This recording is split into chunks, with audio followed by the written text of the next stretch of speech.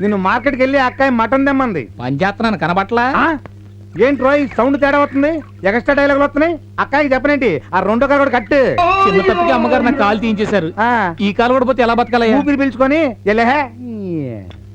అయ్యా coffee. Okay. ఏంట్రా కామెడీనా? మనకు అసలు డౌటే రాదు, డౌట్ వస్తే ఇక డౌటే లేదు. బలిసిందిరా నీకు. ఉట్టి కప్పిచ్చి కాఫీ ఇచ్చానంటారా? దొక్కదంతా అక్కాయికి చెప్పనేటి ఆ రెండో కన్ను కూడా పీకేస్తుంది. అయ్యా క్షమించండి అయ్యా, ఓ కన్ను కనపడక కాఫీ పోసిన కప్పు మారిపోయింది. క్షణంలో తెస్తా. ఒక్కటి ఇచ్చానంటే ఇలా ఎదవ సన్న దొరుకుతారు మాకు. అక్కాయి కోపానికి గురై అవయవాలు పోగొట్టుకున్న అభాగ్యులు. నమస్కారం బాబు. నమస్తే. నమస్తే. ఏంటి ఇలా వచ్చావు? అర్జెంటుగా అక్కయ్య గారితో మాట్లాడాలి. రండి. అయిపోయావే. సెక్షన్ 151 ప్రకారం వారెంట్ లేకుండానే మూయించేస్తానే. నా మీద దాదాగిరి చేసినందుకు ఒక కేసు, నా కుటుంబం మీద పుచ్చి వంకాయలేమో హత్యా ప్రయత్నం చేసినందుకు అటెంప్ట్ టు మర్డర్ కింద సెక్షన్ 307 ప్రకారం ఇంకో కేసు పెట్టానుకో, లాక్కోలేక పీక్కోలేక చేస్తావు. ఇదంతా నీ పెళ్ళాం దగ్గరికి అంటే అక్కడ చూపించలేక ఇక్కడ చూపిస్తున్నా అన్న.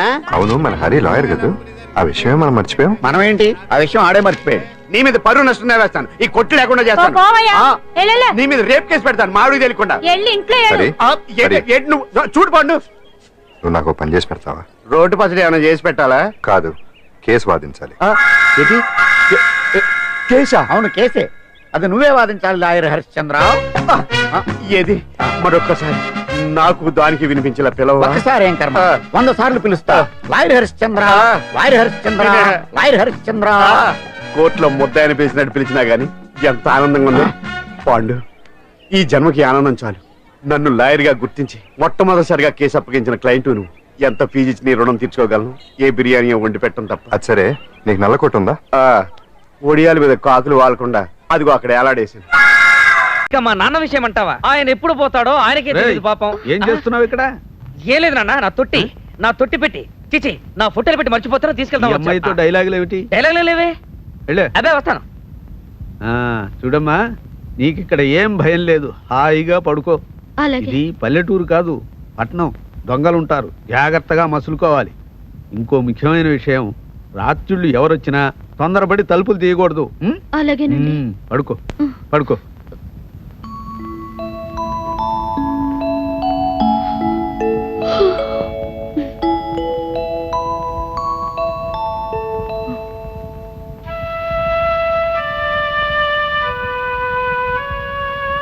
ఈ గదికి ఈ మంచానికి ఓ చరిత్ర ఉంది తెలుసా? ఏం చరిత్ర?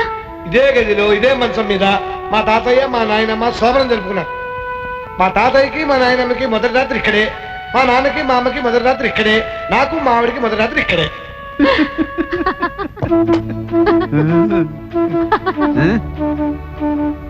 చదివితే మన మంచం మీద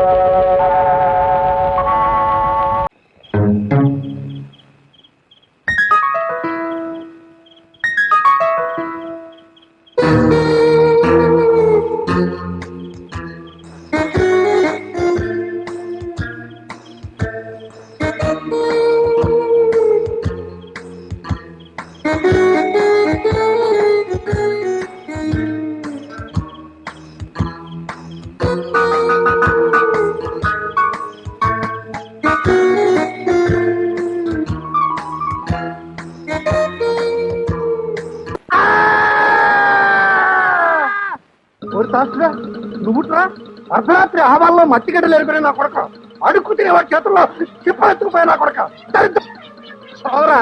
చావు నిన్ను. ఒరే గుర్ఖ, ఈ దౌర్భాగ్యుని తీసుకెళ్లి గేట్ అవతల చెత్తకుండీలో అమ్మా వెళ్ళండి అమ్మా, వెళ్ళండి అమ్మా.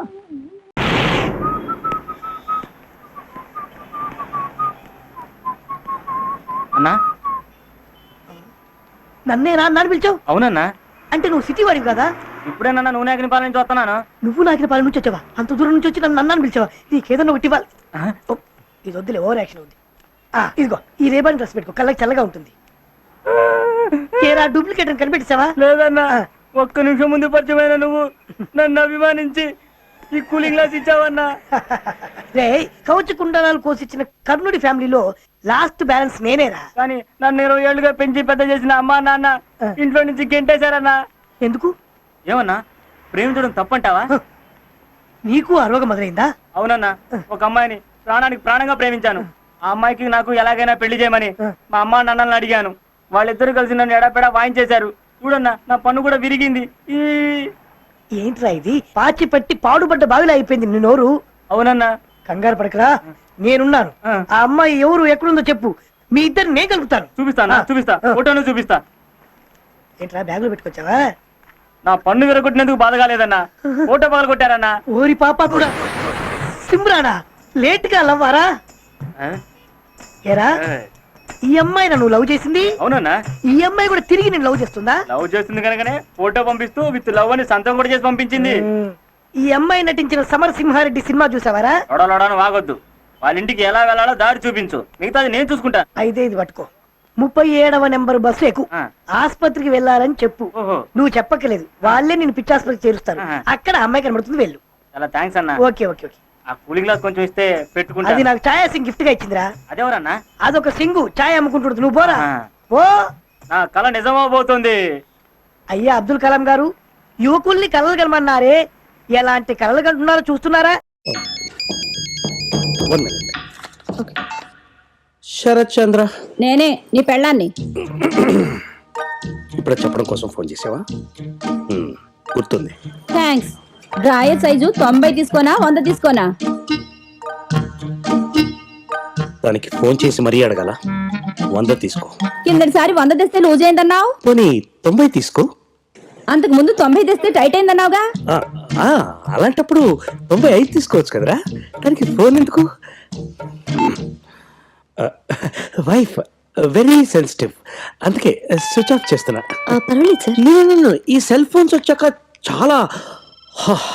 Anyway, coming to the point.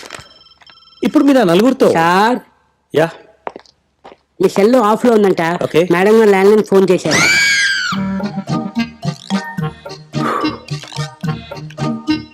చెప్పు. ఏంటి సెల్ ఆఫ్ చేసావు? ఆఫ్ చేయలేదు, ఛార్జింగ్ అయిపోయింది. అది నాకు ఎప్పుడో తెలుసు కానీ డ్రాయర్ లో 95 ఉండదంట. ఏం చేయమంటావు? దీన్ని నేను చాలా ఇంపార్టెంట్ ఇన్వెస్టిగేషన్ లో ఉన్నాను. It's not the time. ఇప్పుడు నువ్వు డ్రాయర్ వేసుకునే ఉన్నావుగా. వేసుకున్నాను. డ్రాయర్ వేసుకుని ఇన్వెస్టిగేషన్ చేస్తున్నప్పుడు ఇన్వెస్టిగేషన్ చేస్తూ డ్రాయర్ గురించి మాట్లాడడంలో తప్పేంది?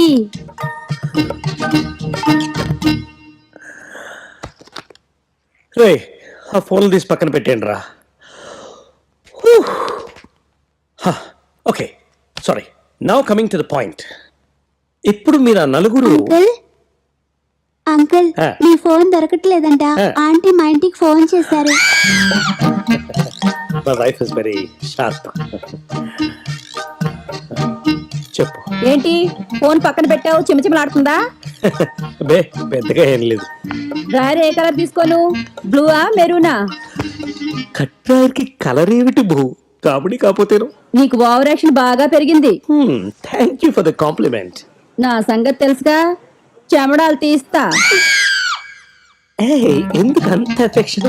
5 నిమిషాల్లో బట్టల షాప్ కి రాకపోయావో? రెండే నిమిషాల్లో ఉంటాను. థ్యాంక్ యూ అమ్మా. సారీ అమ్మా, నేను నీతో మళ్ళీ మాట్లాడతాను. నేను అర్జెంట్గా వెళ్ళకపోతే జీవితం